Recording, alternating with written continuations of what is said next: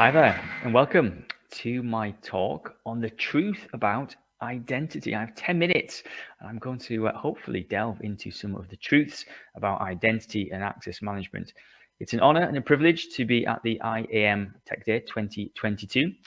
My name is Simon Moffatt, and I am founder and industry analyst at an organization called the Cyber Hut. And I've been fortunate enough to spend the best part of 20 years working within the identity and access management space and observing some of the trends and some of the changes and some of the technological advances that have occurred over such a vast period. And I want to spend the next 10 minutes, hopefully, uncovering some of the truths about identity and access management in my quick presentation, which I'm going to run through now.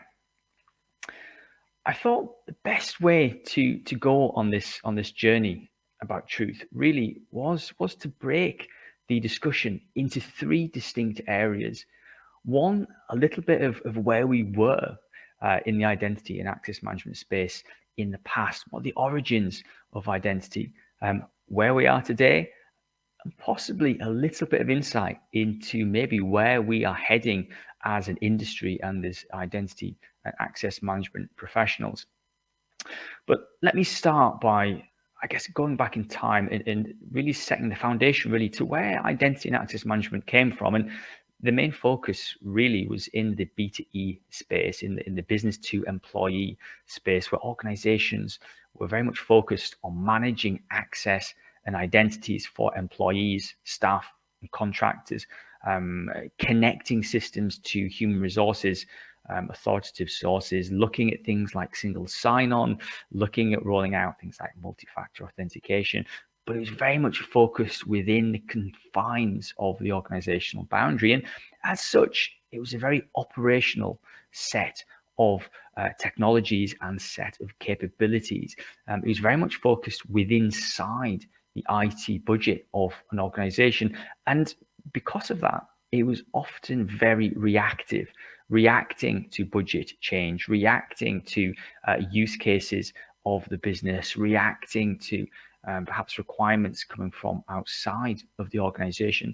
And really, identity is very much focused on productivity, on efficiency, reducing the cost for organizations to manage and handle employee-based access and employee-based identity. And so it was very much sitting in this operational control, driving efficiency, reducing cost, and it was never really seen as anything other than a reactive technology within inside the large enterprise. Now, that was perhaps 15, 18 years ago. It was clearly technology evolves and advances incredibly rapidly. And as we move into 2022, things are considerably different in a whole host of different technological scenarios. And if we start to think about identity today, what does that really mean? And I think the big standout difference is really identity is becoming a key part of the security infrastructure. We talk about identity-centric security quite a lot, and we talk about things like zero trust. A buzzword, if you like, that has been around 6-7 years, amplified by the likes of the Jericho Forum and perhaps Google and the Beyond Corp initiative. But we're starting to see identity being the center of our security controls. We talk about context, we talk about adaptive access, we talk about the organization being quite porous with regards to access control and the movement away from network boundaries and location as being central to that security policy. And we start to move the risk assessment and the analysis away from perimeter-based security into identity and device-based security. We start to see identity really becoming very foundational in the organization, moving away from being reactionary and being operational to being much more foundational. We start to talk about identity of people, identity of devices, and all of the transactions that those identities are performing before we then give access to APIs and websites and applications and so on. The other big trend really, which we've sort of sat in the middle of, is this amplification of identity in the B2C space, in the business to consumer space, consumer identity, customer identity, citizen-based identity, where essentially, if you think of ourselves as consumers, we are consuming content online. We do our banking online. We watch movies online. We consume newspapers online. We buy our shopping online. Everything is moving to a digital landscape, and we need to have a foundation of identity and access management services to engage with those online communities.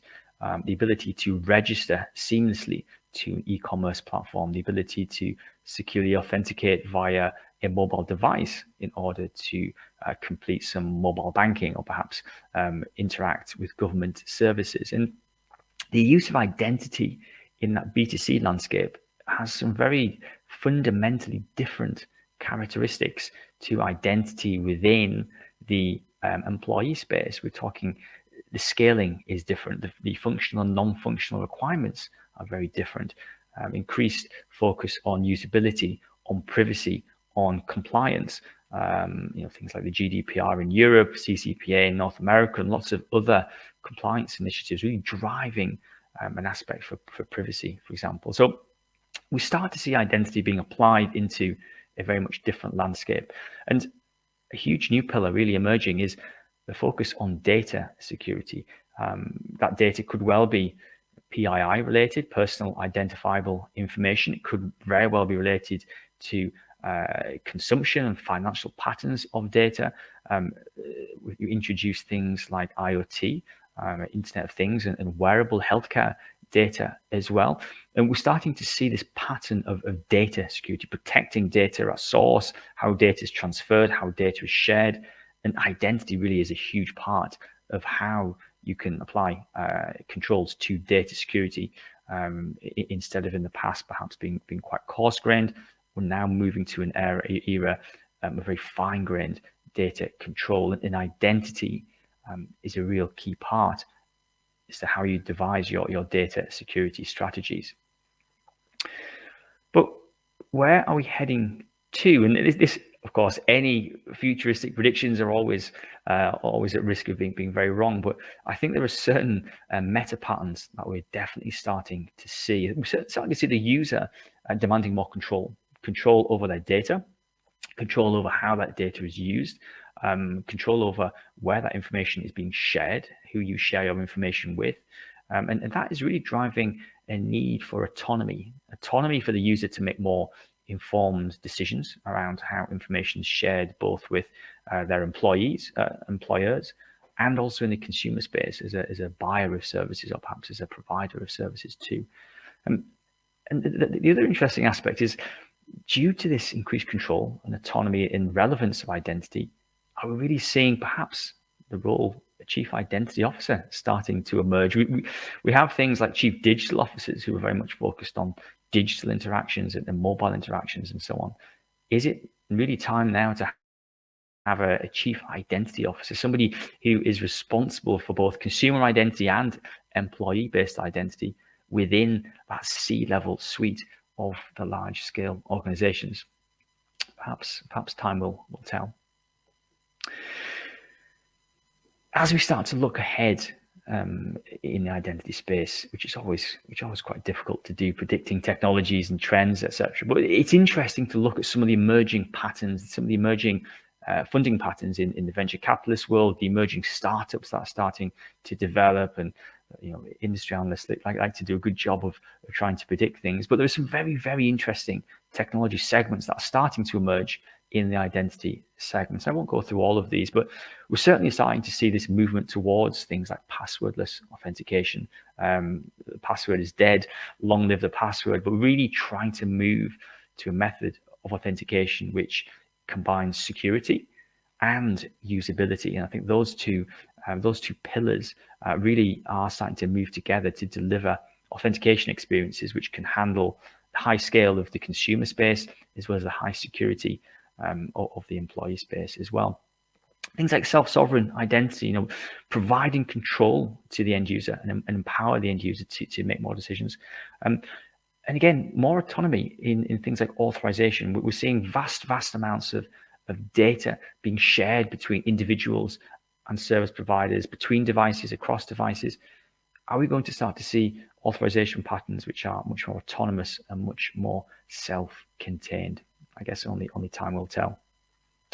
That was a lightning quick 10 minutes. Hopefully that provides a little bit of insight into where identity is maybe heading. I think the origins of identity are certainly very important to understanding where technology is moving to. And I think we're all very fortunate to be working in this segment, which is very exciting, very fast moving, and I think as well very important to a whole range of different sectors and different industries. Thank you for listening.